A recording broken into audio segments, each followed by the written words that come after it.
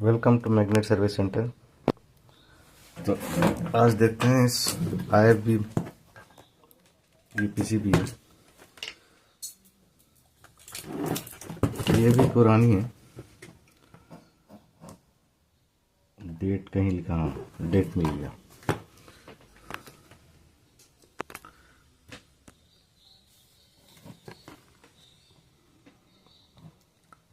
दो 2012। तो पुराने PCB पर आपको कम से कम कुछ कंपोनेंट मिलेंगे, नए वाले में तो कुछ भी नहीं है, सिर्फ चिप लगा हुआ है। तो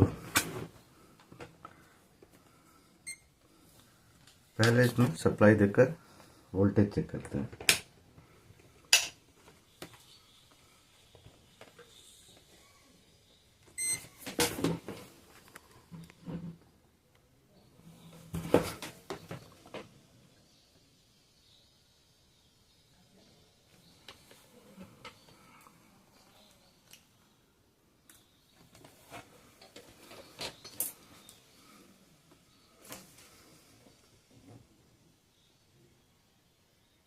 पाँच वोल्ट सही है।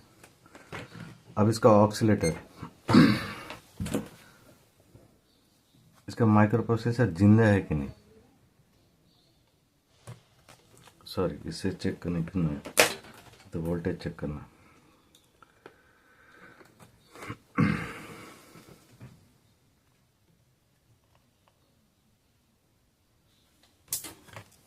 देखिए प्रोसेसर जिंदा तो है। टाइम बेस को थोड़ा एडजस्ट करते हैं।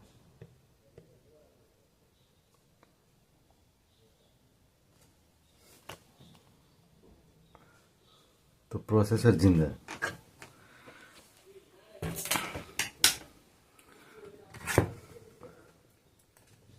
इधर से इसका एक नंबर 1 2 3 4 5 6 7 8 9 10 11 12 13 14 15 16 पिन। तो 16 नंबर पिन। तो ये आउटपुट है, ये आपको ढूंढना पड़ेगा। 16 15 14 नंबर पिन पर इसकी सप्लाई है। तो सप्लाई के बाद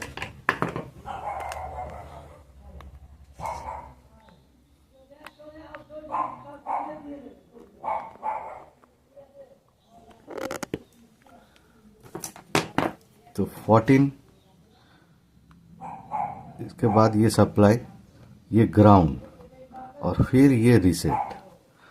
तो रीसेट इस रेजिस्टेंस से होते हुए, तो कभी कभी रीसेट की IC भी नहीं लगी होती है किसी किसी में, कैपेसिटर और सिर्फ रेजिस्टेंस से। यहाँ वोल्टेज चेक करके देखते हैं।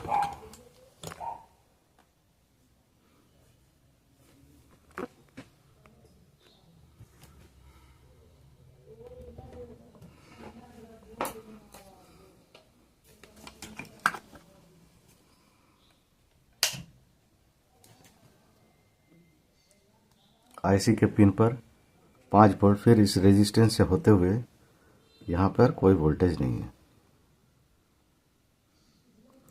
अच्छा, अगर कैपेसिटर का वैल्यू चेक करेंगे तो फिर कितना दिख रहा है।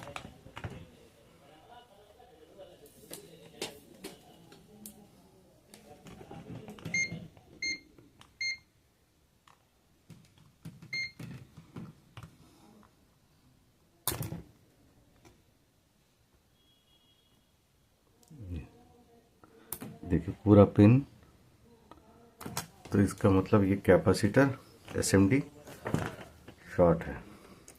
अच्छा, रेजिस्टेंस के हिसाब से अगर देखते हैं,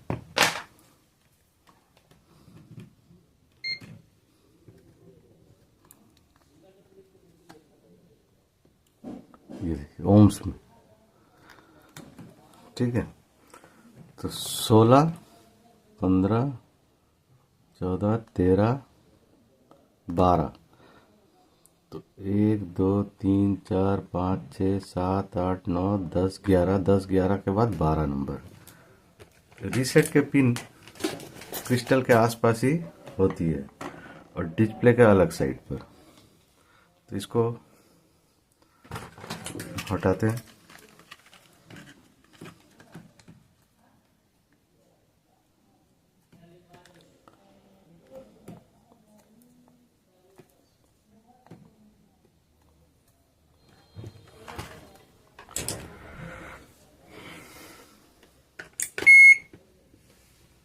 ठीक है, अब इस पर तो रीसेट का पिन बहुत ही इम्पोर्टेंट है और एसएमडी तो खैर है नहीं। तो एक आप इस कैपेसिटर को फिट भी कर सकते हैं, नहीं भी कर सकते हैं, ये आपकी मर्जी।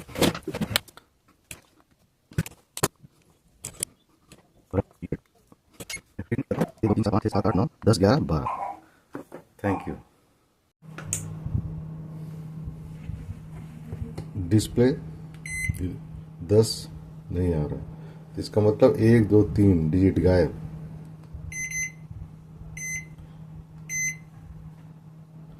स्टार्ट किए पर रिले ऑन नहीं हुआ, कोई आवाज भी नहीं आई। जैसे कि आपको पता है कि अगर डोर स्विच को हटा देंगे तो कौन सा रिले ऑन होगा,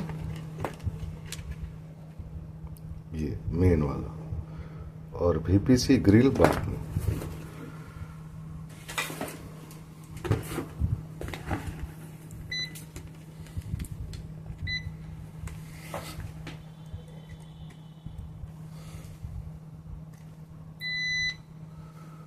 तो अब इसको बनाएंगे। किसी ने अच्छी तरह से छेड़ा है, ये पिन बाहर आ चुका है रिले का।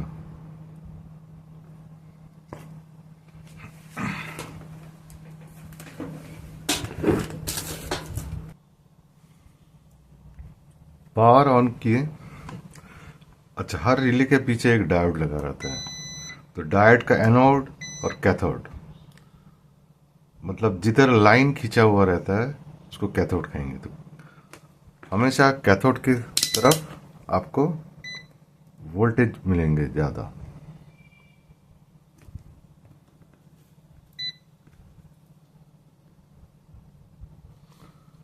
अब एनोड के साइड में सेम, फिर एक एनपीएन ट्रांजिस्टर जिसके कलेक्टर, और बेस पर देखते हैं, बेस पर कोई वोल्टेज नहीं है।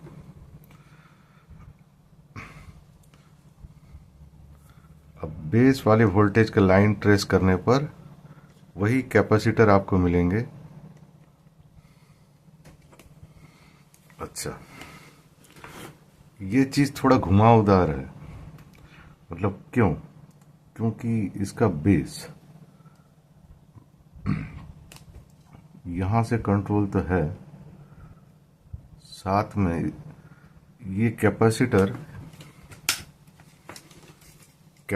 यहां पर है, पर इसका ट्रांजिस्टर जो यहाँ पे सप्लाई को बनाएगा, जैसे कि मैंने पुराने ड्राइंग में आपको दिखाया था,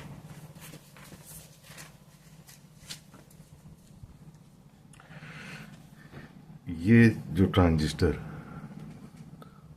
उसका पोजीशन यहां पर है। ठीक है, यही थोड़े देर समझने में लग जाता है, ट्रेस करेंगे तो आपको मिल जाएगा। तो इसका मतलब ये 5 वोल्ट का ट्रांजिस्टर यहाँ पे है जिसकी हालत बहुत ही खराब है। तो माइक्रोवेव का काम बहुत ज़्यादा मिलेगा, क्योंकि अगर आप कॉकरोच का प्रॉब्लम ज़्यादा रहता है, माइक्रोवेव, इंडक्शन, बाकी तो और देखा जाए तो अब क्या करेंगे, यहाँ पे से 1 2 3 4 5, ये 5 एनपीएन और 1 पीएनपी, इनको चेंज करेंगे। अच्छा, इनको चेंज करने में भी बहुत दिक्कत होता है, इसके लिए भी आपको थोड़ा प्रैक्टिस करना पड़ेगा। अगर अभी तक आप वीडियो पर हैं तो अच्छी बात है। देखिए, यहाँ पर इन को निकालने में बहुत ही दिक्कत होती है। आधा लोग यहीं पे फंस जाते हैं, या तो ये फॉयल लाइन को खराब कर हो जाएगा। इसका बेस्ट उपाय है कि आप टाइम ले और कोशिश कीजिए कि ब्लोअर से निकालने के लिए।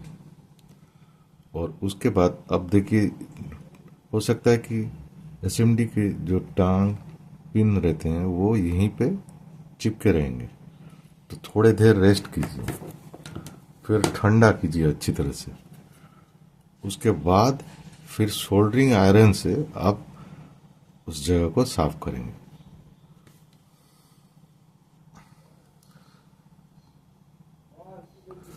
आप देख सकते हैं, यहाँ तक कि जो पीएनपी का कलेक्टर का प्रिंट है वो देखिए थोड़ा चौड़ा हो चुका है, पर निकला नहीं है। और उसका बेस का जो लाइन है ठीक कलेक्टर और इमीटर के बीच से है। तो ये सबसे वाइटल काम है, इसको साफ करना। फिट तो फिर आराम से हो जाएगा। ठीक है, लगभग आधा घंटे बाद इस चीज को बनाने में बहुत टाइम लगता है। तो वह 1 2 3 4 5 5 एनपीएन और 1 पीएनपी।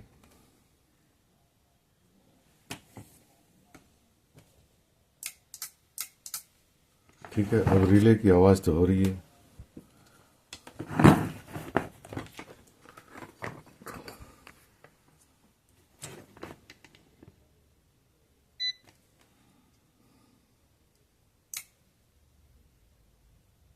बेस पर 4 वोल्ट जो इस कैपेसिटर पर चार्ज हो रहा है।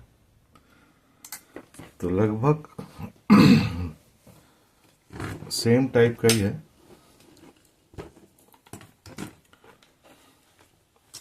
एक बार स्टार्ट करके देख लेते हैं।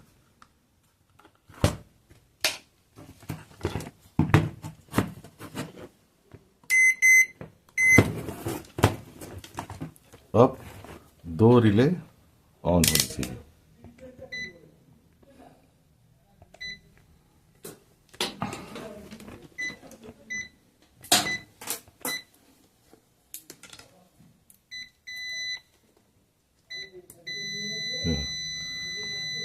ये वाला, और यहाँ पे देखिए वीपीसी है। ठीक है।